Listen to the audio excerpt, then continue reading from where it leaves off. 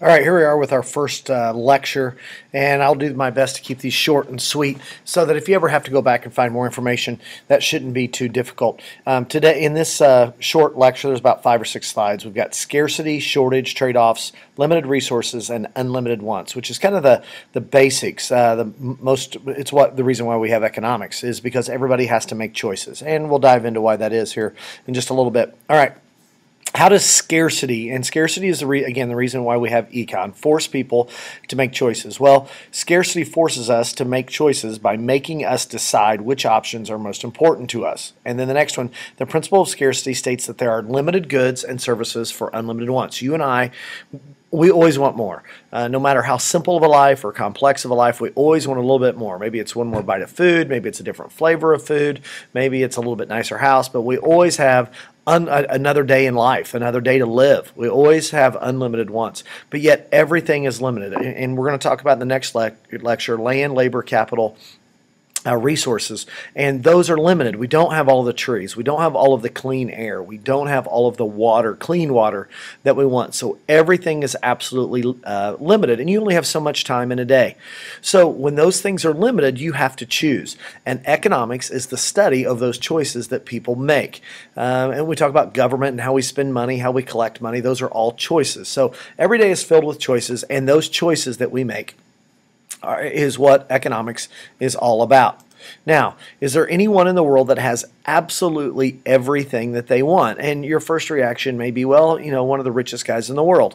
Well, even Bill Gates or a guy by the name of Warren Buffett don't have everything that they want. All right. Bill Gates and Warren Buffett are two of the 3 richest guys in the world. You are probably familiar with Bill Gates. Warren Buffett runs a company that's called Berkshire Hathaway, and he started off with about $20,000 at the age of 18, and now he's worth somewhere in the ballpark of $55 to $60 billion, right there with old Bill Gates. So if you ever want to know what Warren Buffett does, look up the company Berkshire Hathaway, or just ask me, and I'll be more than happy to help you. But even these guys have things that they want to do more of. They have to decide, do I take my wife to New York, or do I take my wife to California for dinner tonight, or who knows what? So, or even, do I stay married? Do we have more children? Do we go to the wedding? Everything is an economic decision. As crazy as that seems, but some decisions are obviously harder than others. So people satisfy their needs and wants with goods and services, and haircuts, accounting services, lawn mowing services, to buy new clothes, new food. Those would be goods. Services would be the haircutting or the accounting services and so forth. And that's how we satisfy our needs and wants.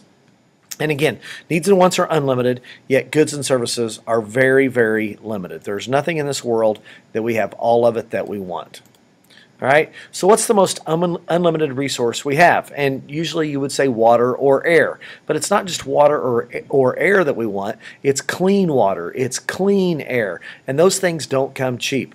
You can't just go and run a factory and pollute the local water and streams however you want. You have sewer systems and septic systems at your home. You can't just pollute the streams, and those things are very, very costly. So while water and air seems like it's very unlimited, it's the clean air and the clean water that we want, and those are absolutely not unlimited. If they were unlimited, bottled water at the gas station would be free, and we all know that it's not.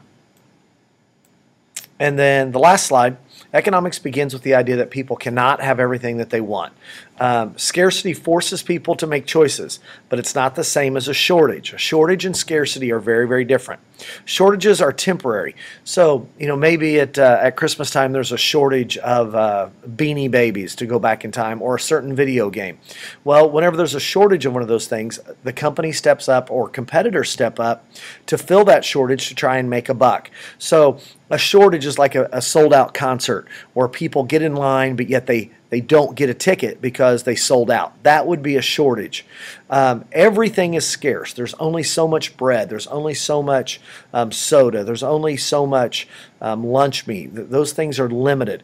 So everything is scarce. A shortage is a little bit different than that, and usually a shortage only lasts for a short amount of time because those businesses fulfill that shortage, and make up for that shortage with the profit motive. So just a little brief introduction into why we have economics, and the reason why we have economics is because everything is scarce.